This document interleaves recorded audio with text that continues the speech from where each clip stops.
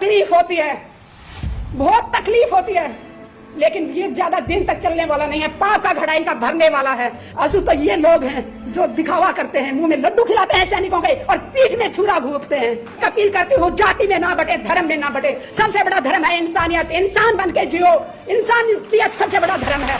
देश के सैनिकों के लिए एक ही बात कहूंगी, मुझे भारतीय सैनिकों के ऊपर गर्व है और मैं गर्व करती हूँ कि मैं एक भारतीय सैनिक की पत्नी हूँ और एक किसान की बेटी हूँ। और जिसने कारगिल में अपना खून बहाया, दुश्मन से लड़ाई लड़ी, उसकी पत्नी को भी उन्होंने नंगा करके घुमाया। शर्म आनी चाहिए, सत्ता में बैठे लोगों को शर्म आनी चाहिए, खासकर जिस पार्टी की महिलाओं को शर्म आनी चाहिए।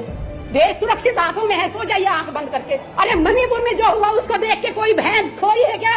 हमें वो ऐसे लग रहा था कि वो हाथ जो छू रहा था उसके योनि को, वो हमारी योनि तक पहुंच रहा था। दिल रो रहा था कि उस हाथ को काट के फेंक दे। बहुत देर तक इन्होंने धर्म के नाम पे लड़ा लिया, जाति के नाम पे लड़ा लिया, बट अब देश जाग चुका है। ऐसी हालत करने की तैयारी कर रखी है देश की सरकार ने। और प्रधानमंत्री जी कब तक भागोगे देश के सवालों से? इनके सांसद जब भी कोई सवाल करता है, चाहे पीटी उषा मैम से मैंने सवाल किया था जंतर मंतर पे तो वो भाग गई थी, मीनाक्षी लेखी से बात की तो वो भाग गई थी, जिससे भी सवाल करते हैं वो भाग रहे हैं। आज देश का बच्चा बच्चा जाग चुका है, प्रधानमंत्री जी से सवाल पूछेगा। जंतर मंतर पे चाहे 14 अगस्त 2015 की बात करें, 30 अक्टूबर 2017 की बात करें, किस तरह से हमारे देश के उन बहादुर सैनिकों को घसीटा गया, वीर नारियों को घसीटा गया। डबल वीर चक्रा जिन्होंने पाकिस्तान का जहाज गिराया था 1965 में, 1971 में, उन डबल वीर चक्रा विंग कमांडर नेब को घसीटा गया। वो चीज हमें जब तक जिंदा रहेंगे हमेशा याद रहेगी। और दूसरा दिखावा करते हैं, जब ये पेंशन की बात करते हैं सैनिक तो ये कहते हैं कि देश में पैसा नहीं है। प्रधानमंत्री जी अपने लिए 8,000 करोड़ का जहाज खरीद सकते हैं, लेकिन देश के सैनिक अगर उनसे जहाज मांगते हैं कि उनको खतरा है रोड से जाने से, तो पुलवामा जैसी घटना करने पे मजबूर किया जाता है सैनिकों को। मुझे दुख इस बात का होता है कि जो हमारे नेशनल चैनल हैं वो सब के सब अपना जमीर बेच चुके हैं। मैं उनसे पूछना चाहती हूँ, मोदी जी सदा कुर्सी पे नहीं रहने वाले, जिस दिन वो कुर्सी से चले जाएंगे क्या तुम्हें लगता है तुम चैनल ढंग से चला पाओगे? आज जनता भूखी मर रही है, बेरोजगारी इतनी चरम पे है, भूखमरी इतनी चरम पे है, महिलाओं को नंगा करके घुमाया जा रहा है और हमारे चैनल में बैठे लोग अपना जमीर बेच के मुंह बंद करके बैठे हुए हैं। जब इस देश का इलेक्शन हुआ था 2014 में, हम बहुत खुश हुए थे कि हमारे देश को एक बहुत अच्छा प्रधानमंत्री मिलने जा रहा है। हमारे साथ उस टाइम भी बहुत बड़ा धोखा किया।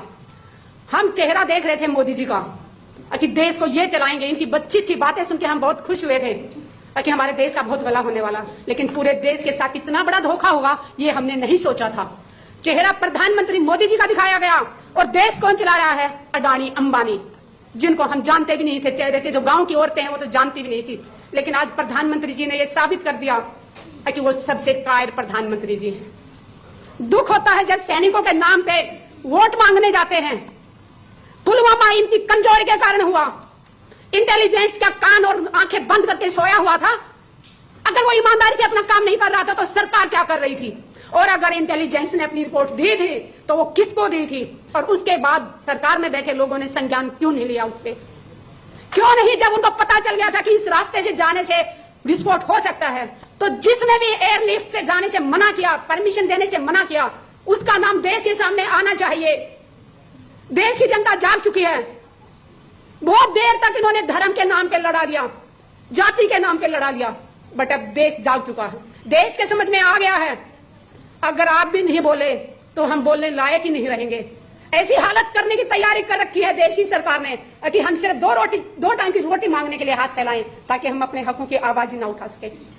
जवान शहीद होते हैं उस दिन उसके घर में खूब सारे लोगों का आना जाना, सुबह से शाम तक लाइन लगी रहती है, लेकिन उसके बाद उस विधवा को अपना जिंदगी कैसे बसर करती है, किस तरह अपने बच्चों को पढ़ाती है, ये देखने वाला कोई नहीं होता। उस बहन को, विधवा को अपनी पेंशन लागू करवाने के लिए सरकारी दफ्तरों के एक साल तक चक्कर काटने पड़ते हैं।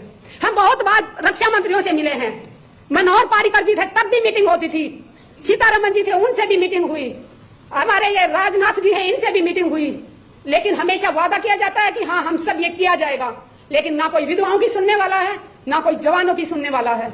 और जवान विधवा की बात मैं इसलिए कर रही हूं, मैंने उन वीर नारियों को बहुत नजदीक से देखा है। मैंने उन वीर नारियों की बहुत तकलीफ देखी थी, तभी मैं जंतर मंतर पे माँ बाप की कसम खा के धरने पे बैठी थी जन सतवीर के साथ। आप में से शायद कुछ लोग जानते भी होंगे, मैं 1 मिनट लेके अपना बताना चाहूंगी। मैंने 810 दिन रिले हंगर स्ट्राइक किया था। एक टाइम खाना खाती थी 24 घंटे में, सुबह से शाम तक सिर्फ प्लेन पानी पीती थी, और उसके बाद 11 दिन तक मैंने आमरण अनशन किया था। और वहां पे बैठी थी तो माँ बाप की कसम खा के बैठी थी, किसान की बेटी हूं और एक सैनिक की पत्नी हूं तो पीछे हटने वाली नहीं थी। आईसीयू में पहुंच गई थी, 4 दिन तक मैं RR हॉस्पिटल में रही और मुझे बलात्कार की धमकी दी गई।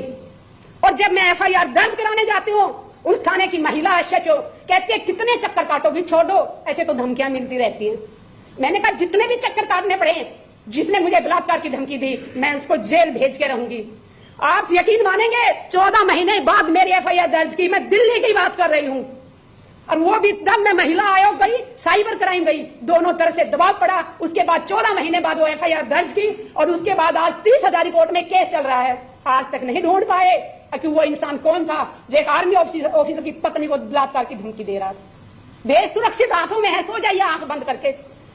अरे मणिपुर में जो हुआ उसको देख के कोई बहन सोई है क्या? हमें वो ऐसे लग रहा था कि वो हाथ जब छू रहा था उसकी योनि को, वो हमारी योनि तक पहुंच रहा था। दिल रो रहा था कि उस हाथ को काट के फेंक दें। और जिसने कारगिल में अपना खून बहाया, दुश्मन से लड़ाई लड़ी, उसकी पत्नी को भी उन्होंने नंगा करके घुमाया। फिर कहते हैं कि मोदी है तो मुमकिन है। शर्म आनी चाहिए, सत्ता में बैठे लोगों को शर्म आनी चाहिए, और खासकर जिस पार्टी की महिलाओं को शर्म आनी चाहिए। अरे वो इतनी गुलाम है कि इस पार्टी की एक महिला होने के नाते उन्होंने एक शब्द नहीं बोला, चाहे वो पहलवानों को घसीटा गया हो, चाहे किसानों के ऊपर, जिंदा किसानों के ऊपर गाड़ियां चढ़ा दी गई हो। तकलीफ होती है, बहुत तकलीफ होती है, लेकिन ये ज्यादा दिन तक चलने वाला नहीं है, पाप का घड़ा इनका भरने वाला है। आप सबसे एक अपील करती हूँ, जाति में ना बटे, धर्म में ना बटे। सबसे बड़ा धर्म है इंसानियत, इंसान बन के जियो, इंसानियत सबसे बड़ा धर्म है। देश के सैनिकों के लिए एक ही बात कहूंगी, मुझे भारतीय सैनिकों के ऊपर गर्व है, और मैं गर्व करती हूँ कि मैं एक भारतीय सैनिक की पत्नी हूँ और एक किसान की बेटी हूँ। अत्याचार ना सहो, जितना अत्याचार होगा उतना ज्यादा दबाया जाएगा।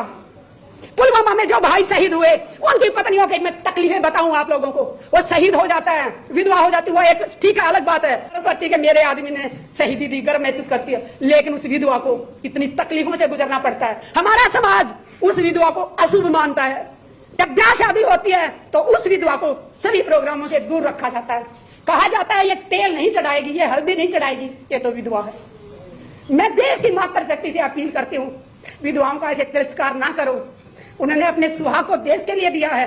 अरे वो अशुभ कैसे हो सकती है?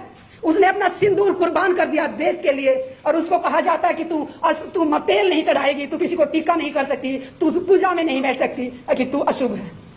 अशुभ तो ये लोग हैं जो दिखावा करते हैं, मुंह में लड्डू खिलाते हैं सैनिकों के और पीठ में छुरा घूंपते हैं। अगर ये सच्चे होते तो आज तक पुलवामा के ऊपर कमेटी क्यों नहीं बनाई? अगर बनाई है तो उसमें कौन कौन सदस्य हैं, और वो जांच कहां तक पहुंची, पूछता है भारत प्रधानमंत्री जी से। और प्रधानमंत्री जी कब तक भागोगे देश के सवालों से? इनके सांसद जब भी कोई सवाल करता है, चाहे PT उषा मैम से मैंने सवाल किया था जंतर मंतर पे तो वो भाग गई थी, मीनाक्षी लेखी से बात की तो वो भाग गई थी, जिससे भी सवाल करते हैं वो भाग रहे हैं। आज देश का बच्चा बच्चा जाग चुका है, प्रधानमंत्री जी से सवाल पूछेगा, और आज नहीं तो कल प्रधानमंत्री जी को देना होगा, जवाब देना होगा। जय जवान जय